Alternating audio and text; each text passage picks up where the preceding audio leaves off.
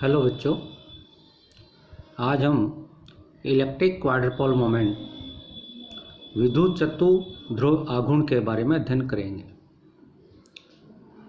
एक न्यूक्लियस में धन आवेश होता है।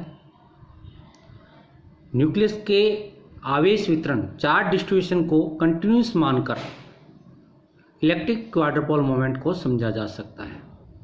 जैसे कि ये डायग्राम में दर्शाया गया है कि कोई भी O बिंदु है, इस O बिंदु के सापेक्ष नाभिक का जो आवेश घनत्व है वो रो r है।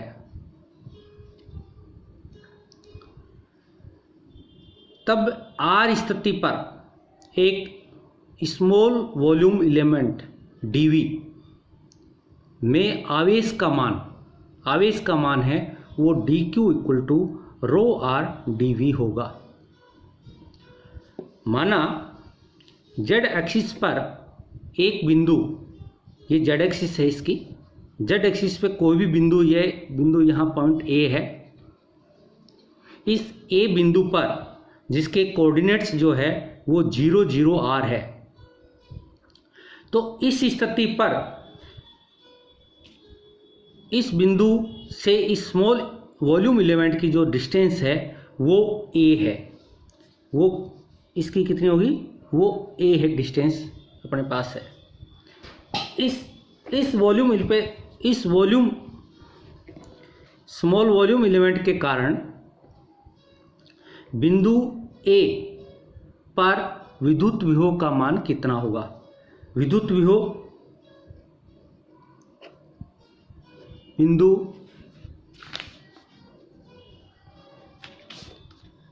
बिंदु A पर विद्युत विभव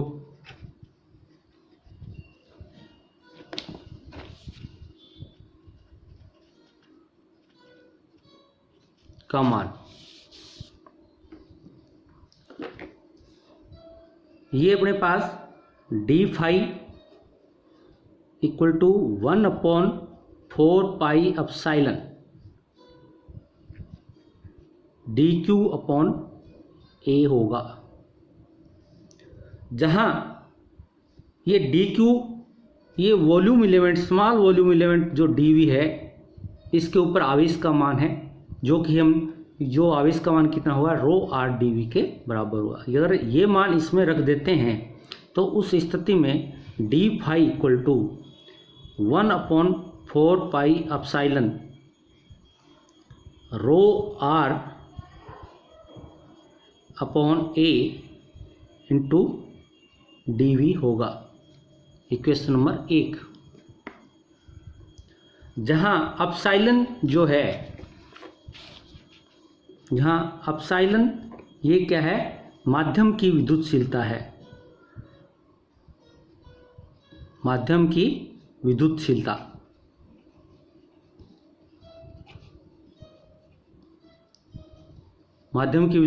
है। तो नाभिक के संपूर्ण आवेश वितरण के कारण बिंदु A पर, बिंदु जो A है, इसके ऊपर कुल विद्युत विभव कितना होगा, उसका अगर हम मान ज्ञात करते हैं तो इसका इंटीग्रेशन करते हैं तो क्या आएगा अपने पास से? बराबर 1/4 pi epsilon integration rho r dV upon A होगा। ये इक्वेशन नंबर 2 है। इसके की बात करें तो उस स्थिति में अगर देखते हैं कि O से इस स्मॉल वॉल्यूम एलिमेंट की डिस्टेंस r है, इससे z एक्सिस की अपनी तरफ बिंदु A की अपनी डिस्टेंस A है, और O से A की जो अपने पास वेक्टर डायरेक्शन जो है वो r है। तो अगर इस स्थिति में अगर हम इसमें देखते हैं तो अपने पास इसको इस प्रकार से लिख सकते हैं, A vector equal to r vector minus small r vector. क्योंकि इसको आप ये भी लिख सकते हो, r vector equal to A vector plus r vector plus a vector.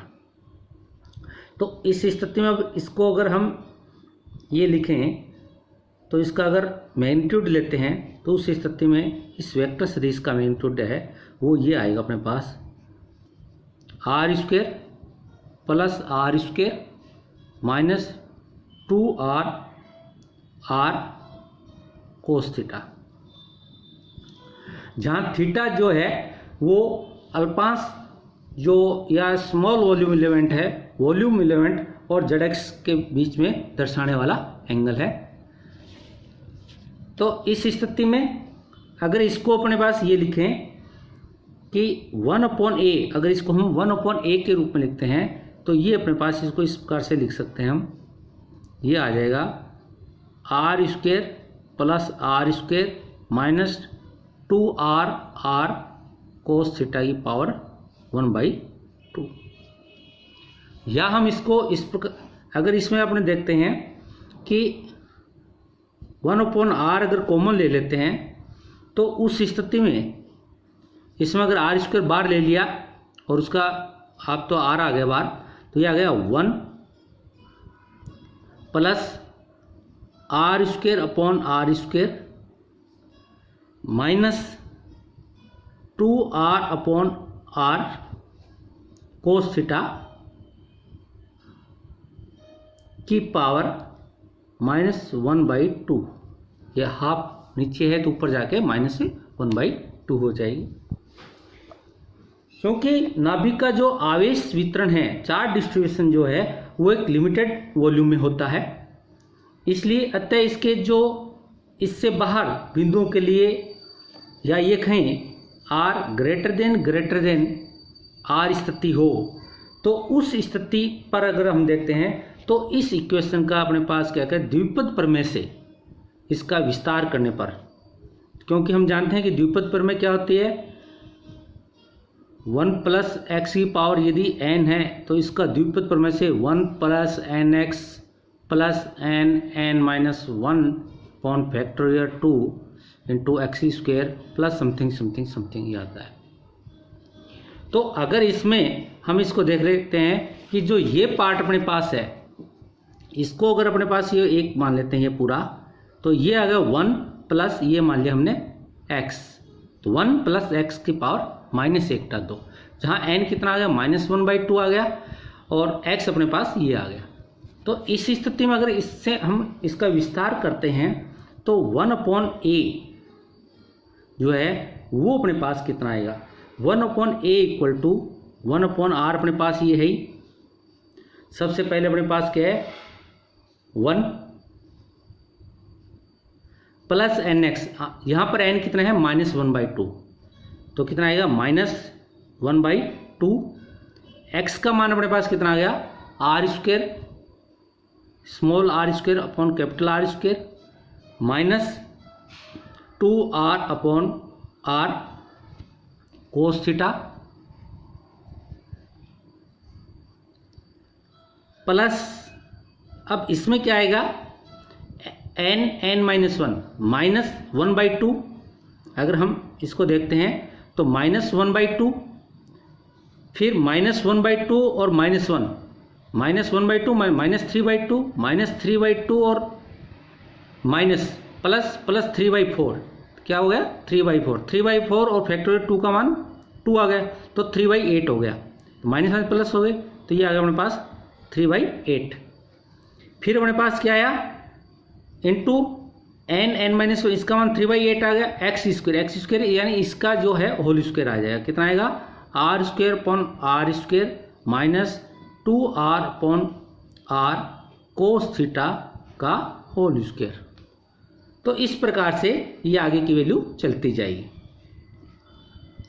अगर हम इसको और सोल्व करते हैं, जैसे ये R square upon R square है और इधर भी R square upon R square का कोई फैक्टर आएगा, तो इस प्रकार से इसको हम अगर और सोल्व करते हैं तो इसको हम इस प्रकार से लिख सकते हैं 1/r equal to 1 plus r/r cos theta plus r square upon 2 capital R square 3 cos square theta minus 1 plus something, ये चलता रहेगा। ये क्वेश्चन नंबर अपने पास 4 आ गए। देखिए, क्योंकि R square upon are square हमने कॉमन ले लिया, जैसे इसमें और इसमें कॉमन लेते हैं तो ये चीज़ आ जाती है। और आर अपॉन आर का फैक्टर अपने पास क्या है कि यहाँ से ले लिया, आर अपॉन आर 1/2 से 1/2 कट गया, ये 2 से 2 कट गया, तो ये कितना है r upon r minus minus plus r upon r cos theta आ गया, और r square upon are square का ये फैक्टर इसमें से आ गया। तो अगर इस स्थिति में ये समीकरण 4 में जैसे 1/a का मान समीकरण 4 से 1/a का मान समीकरण 2 में यदि रखते हैं तो हम ये प्राप्त कर सकते हैं।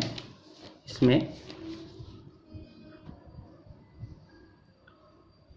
Phi equal to 1/4 pi epsilon, वो मान रखने 1/a का मान रखने पर हमारे पास ये आता है 1/r स्मॉकलन रो आर dv, ये पहला पार्ट आ गया। दूसरा अपने पास था आर स्क्वायर अपॉन आर वाला, तो उस स्थिति में अपने पास ये आ जाएगा प्लस 1/r स्क्वायर, फिर स्मॉकलन rho r cos theta into dv, फिर इसके आगे प्लस, आगे लिख दें यहाँ प्लस कितना आएगा 1/2r की पावर 3, फिर समाकलन का निशान rho r into r square bracket में 3 cos square theta minus 1 into dv, और प्लस ऐसे चलता रहेगा। ये समीकरण नंबर अपने पास आ गई 5। अगर इस समाकलन में अगर हम देखते हैं तो इसमें हम ये देखते हैं कि ये पहला पार्ट है, ये दूसरा है, ये तीसरा है, तो इसको कुछ इस प्रकार से हम डिफाइन कर सकते हैं। जैसे पहला अपने पास क्या है रो आर इंटू डी, इसको अपने जैसे मैंने लिख दिया P0। फिर जैसे दूसरा इसका पार्ट है वो है अपने पास rho r cos theta into dv, जिसको हम क्या लिख सकते हैं, मान लो P1 लिख दिया। इसको अगर अपने चाहें तो इस प्रकार से भी लिख सकते हैं इसको, जैसे रो आर, क्योंकि ये जेड इस डायरेक्शन में अपने पास के थीटा का अगर घटक है ये, तो इसको क्या लिख सकते हैं जेड इंटू dv भी अपने इसको लिख सकते हैं। अगला जो अपने पास ये है, ये अपने पास कितना आया rho r square 3 cos square theta minus 1 into dv। अगर इसको हम चाहें तो इस प्रकार से भी लिख सकते हैं रो आर, ये आर स्क्वायर इसके अंदर अगर भेज देते हैं तो ये कितना आएगा 3 r square cos square theta, यानी r cos theta. R cos theta क्या हो गया अपने पास जेड डायरेक्शन में हो गया, तो जेड इसको लिख सकते हैं। तो क्या लिख सकते हैं इसको, ये आ गया अपने पास आर, तो 3 जेड स्क्वायर कितना आ जाएगा ब्रैकेट में 3 जेड स्क्वायर माइनस कितना आ जाएगा अपने पास, ये आर स्क्वायर अंदर आ गया, 3 Z square minus R square into DV. इसको आप क्या लिख सकते हो P2 भी हम लिख सकते हैं।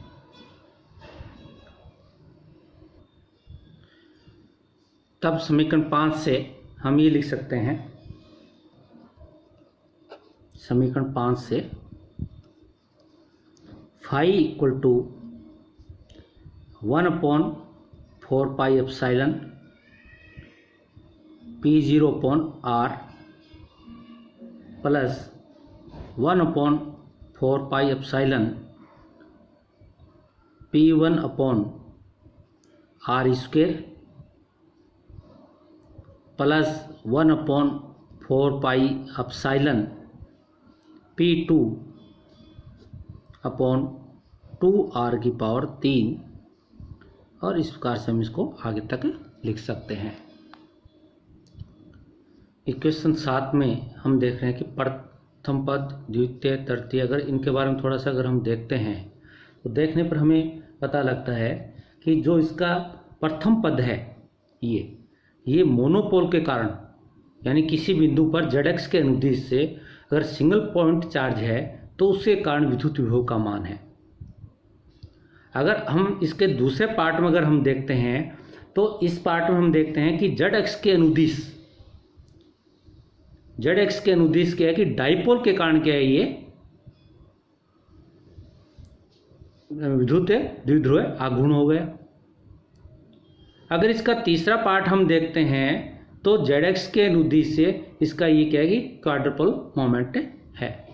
तो इस प्रकार से यदि हम नाभिक में अगर देखते हैं तो नाभिक के अंदर कम से कम क्या है, P0 ये और P1 और ये P2 जो है, P0 P1 और ये P2, ये क्या कहलाएंगे, ये मोनोपोल कहलाएगा। मोनोपोल यानी एकल ध्रुव है। क्या हो गया, ये एकल ध्रुव। ये अपने पास क्या है, डाइपोल आ गया, डाइपोल मोमेंट एंड द्विध्रुव। और ये जो अपने पास है P2 क्या आ गया अपने पास है,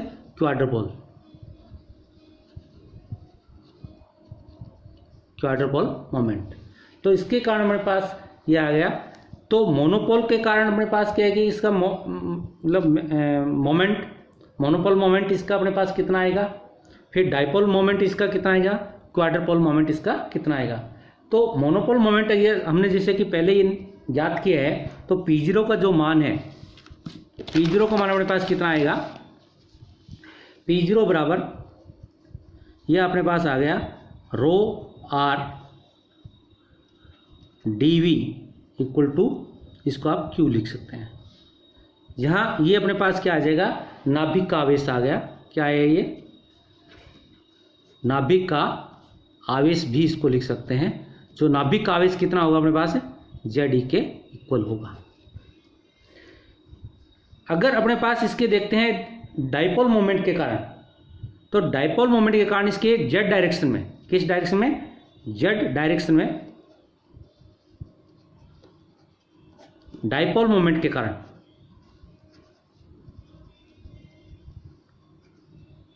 तो इस स्थिति में अपने पास कितना आएगा, P1 बराबर अपने पास कितना आ जाएगा, ρr इंटू कितना आएगा, ZdV। और ये अपने पास इसको हम ये लिख सकते हैं dZ के इक्वल भी लिख सकते हैं। और क्वाड्रुपल मोमेंट का अपने पास Z डायरेक्शन में इसका Z जो कंपोनेंट है, वो Z कंपोनेंट अपने पास कितना है क्वाड्रुपल का। तो क्वाड्रुपल मोमेंट Z डायरेक्शन में, किस डायरेक्शन में, Z डायरेक्शन। तो Z डायरेक्शन में पास कितना हुआ, P2 अपने पास कितना आया, ρr 3Z² माइनस से r² इंटू dV बराबर हम इसको Q भी लिख सकते हैं, क्वाड्रुपल मोमेंट। तो इस प्रकार आज हमने देखा कि मोनोपोल, डाइपोल और क्वाड्रुपल मोमेंट के बारे में अध्ययन किया। आगे हम इससे थोड़ा सा और आगे पढ़ेंगे, जैसे क्वाड्रुपल मोमेंट ऑफ न्यूक्लियस के बारे में थोड़ा सा अध्ययन करेंगे इसको इसी के रूप में। तो आज के लिए इतना ही, धन्यवाद।